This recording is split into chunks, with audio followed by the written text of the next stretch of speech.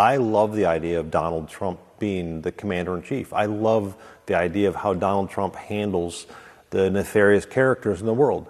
Govier believes more than half of UAW members at his Ford plant will vote Trump. I don't think skin is enough. Skin color is enough. I would love to see her more in the black community, more in small business communities, to actually see what's really going on.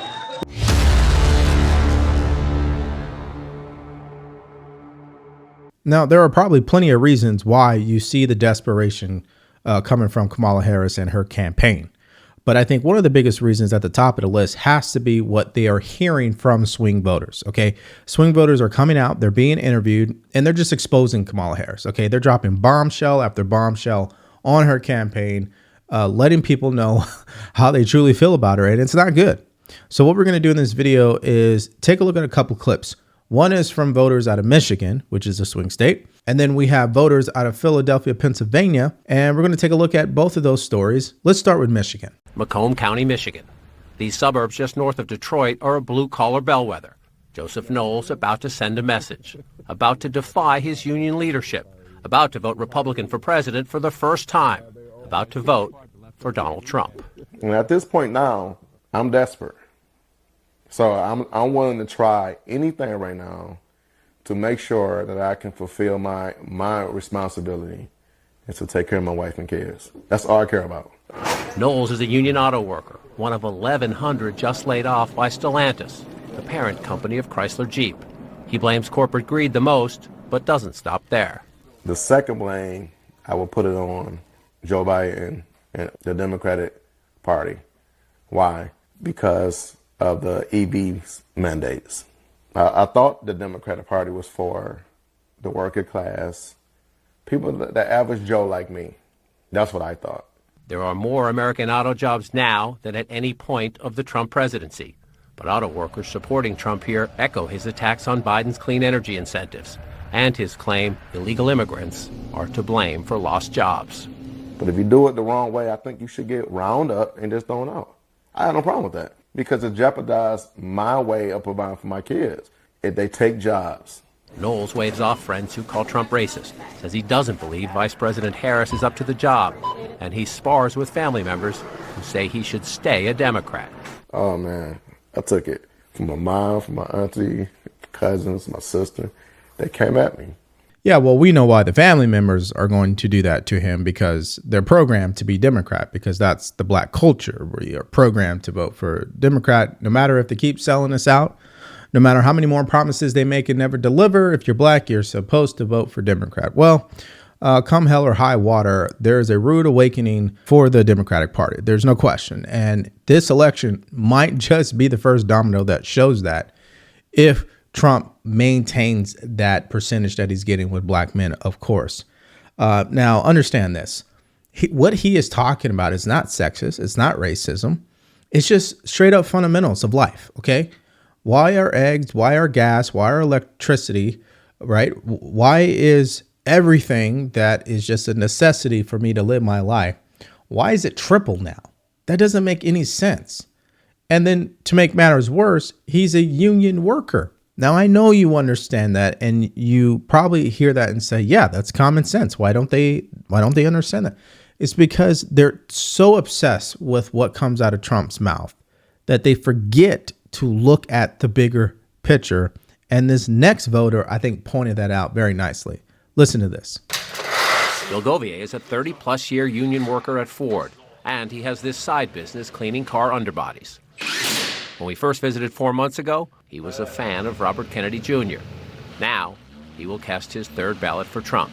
RFK joining Trump effectively, I couldn't script it any better the way I would like it to be. I love the idea of Donald Trump being the commander-in-chief. I love the idea of how Donald Trump handles the nefarious characters in the world. Govier believes more than half of UAW members at his Ford plant will vote Trump. He says Harris laughs too much, and he can't take her seriously. So what is it? You're the incumbent who wouldn't do anything different, or are you the underdog that wants change? And he says critics take Trump too literally. You know, he does it for effect. I don't believe that Trump really believes someone's eating cats and dogs. I don't believe that He's going to call the National Guard out and at gunpoint round up every migrant and force them across the border. I don't believe that for a second. Yeah, what's interesting about this election is you cannot deny the respect that Donald Trump demands on the world stage, right? Other world leaders are not going to play games, okay? They know he's not going to put up with it. They know that they can't walk all over him.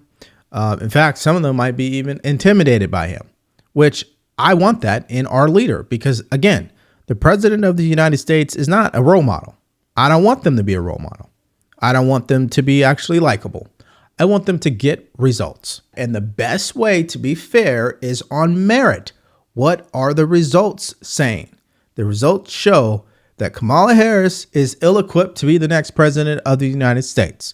And if it's her and him, he's got to be the person that wins because he's more equipped. He was already the president. And Jake, this is one of those margins within the Democratic coalition, one of the groups within the Democratic coalition where the margins can really matter. Hillary Clinton was plus 13 points. She won the union household vote in Michigan in 2016 by 13 points, and she lost the state and lost the presidency. Joe Biden had a 25-point advantage, almost double that of Clinton in 2020 among union households. He, of course, won Michigan and won the presidency. So can Harris get anywhere close to the Biden number as she tries to put together a coalition in Michigan? At the moment, that looks dicey. Which brings us to these voters in Philadelphia, these black men who, again, they just stick to the fundamentals. And if the Democratic Party would just listen, they might have a better chance at keeping them in the party instead of losing them. Watch this. These days, many of those families are struggling. Inflation is killing everybody.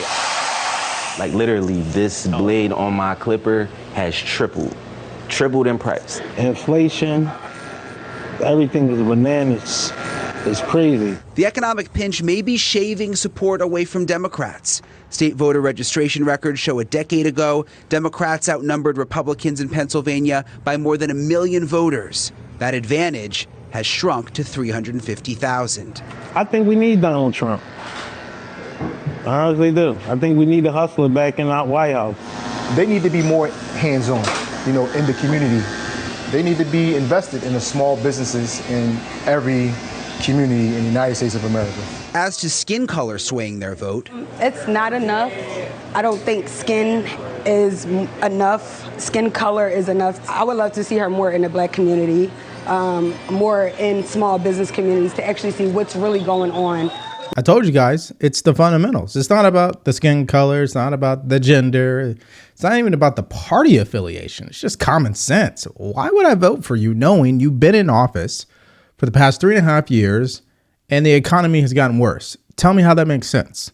Now, the only way the Democratic Party has been able to make it make sense is they have distracted people from that and they have them focus on a manufactured fear that really isn't rooted in reality, which is Trump is going to take away your rights as a woman and he's going to monitor your cycles and Project 2025. He's going to get rid of the Department of Education. And it's all of these. It's a bunch of fear mongering and none of it is actually true. OK, but you have to give the Democratic Party some credit. They've been very effective at that messaging and they program people to believe it. And that's why I say the Democratic Party, they're just out of touch with reality. We ask tonight that you help us to rise above it. Reverend Todd Johnson gave the opening prayer at Trump's Philadelphia rally in June. He hears the frustration from many in his congregation. Yes, I hear that a lot. These are lifelong Democrats. They're not in love with Trump, but they see Trump as a viable alternative to what they are experiencing with their pocketbook and their wallet. He points to crime as another big factor. Despite figures showing violent crime in Philly is actually at the lowest level in a decade, parishioners say they're scared to walk the streets. They see Trump as a person who would have more of a law and order. He says Harris being black and a former district attorney won't be enough to win them back. I would imagine most of my members attach her to Biden. Those two are inseparable.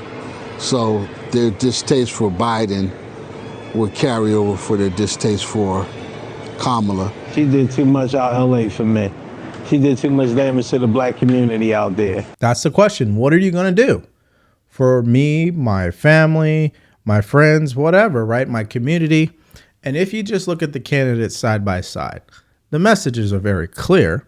Trump wants no taxes on tips, no tax on overtime, no tax on Social Security, cap credit card interest rates temporarily, cut electricity prices in half, right, within 1 year, stop the wars overseas, impose tariffs as a bargaining chip to get countries to do the right thing when it comes to doing business with America, and at the same time that promotes what? More American-made businesses. That's very clear. But when you think about Kamala Harris, it's $25,000 down payment for new home buyers, the $6,000 child tax credit, okay, the $50,000 small business tax deduction, and then new generation of leadership. That's it. That's all we got. I mean, which one sounds like, oh, that's really going to make a difference in my life? Oh, yeah, I forgot. Let me be fair.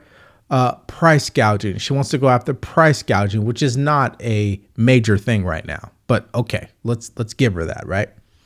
Come on, guys. Can we use some common sense here? Okay, so what we're going to do really quick is just show you what's going on in Pennsylvania as it pertains to the new polling, okay, and give you a clear picture of why they're spending, they said, $80 million in the next 2 weeks on these campaign ads from both candidates, okay?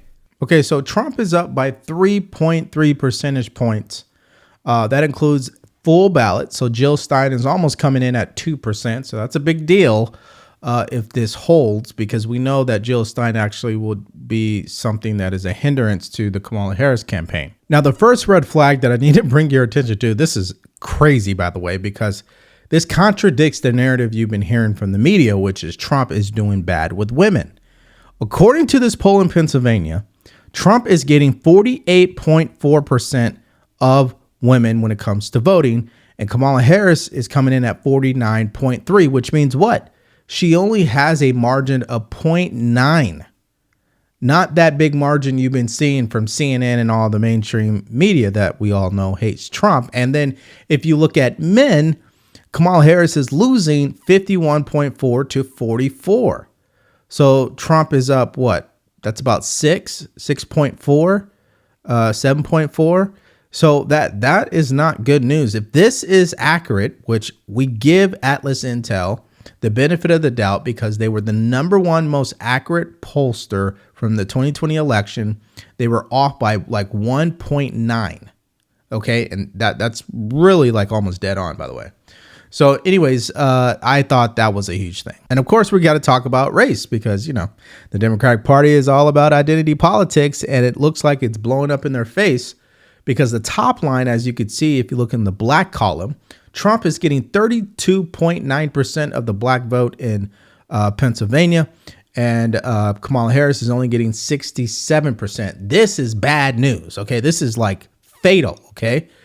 Hispanic, Trump is getting 35. That is fatal as well to Kamala Harris. That's not good.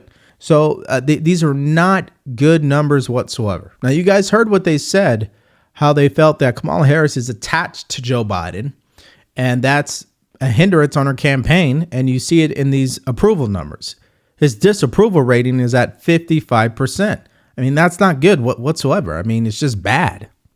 And it's for good reason. Okay, the results tell the story. He deserves this. It should even be higher in my opinion. Okay, and then we obviously have the greatest challenges the United States faces today. What do people in Pennsylvania think? Well, immigration is #1. The U.S. economy is #2. Inflation, cost of living is #3. Democracy is #4. And then the whole reproductive rights or abortion is #5. So again, she loses at least 3 of those. Okay, you could probably say 4. Now check this out because I really think this is interesting. Okay, when it comes to the whole abortion thing in Pennsylvania, only 38% of the women who were polled, actually value that as a issue. It's actually 47% of women value immigration more than abortion. 47% value inflation more than abortion. 45% value the economy and job market more than abortion. So you might be able to make the argument that it's not as important in Pennsylvania as it might be in other states. All right, so we say all that to say what? Trump is in a great position as it pertains to Pennsylvania. He's in a better position he's ever been. and he should win this state. Okay, just based off that poll alone. And I say that because when you think about the fundamental things that needs to happen for the Democratic Party to win the election, it's not happening. Okay, the only thing they're actually winning on is the abortion conversation, obviously. But besides that, in Pennsylvania, they're losing on everything else. And then Trump is getting 32% of the black vote. I mean, 35% of the Latino vote. That's crazy, right? Those are fatal numbers if that actually happens on election day. So that is my opinion. What did you guys think about what these voters had to say? Do you live in any of these states, especially if you're watching me? If so, please let me know in the comments section below. But please, guys, tell me what you think about what they said and do you agree with them? Now, this video has been about the numbers, but what about the decisions that Kamala Harris has made that we believe will cost her this election? Well, there's a video that I just completed talking about that mistake.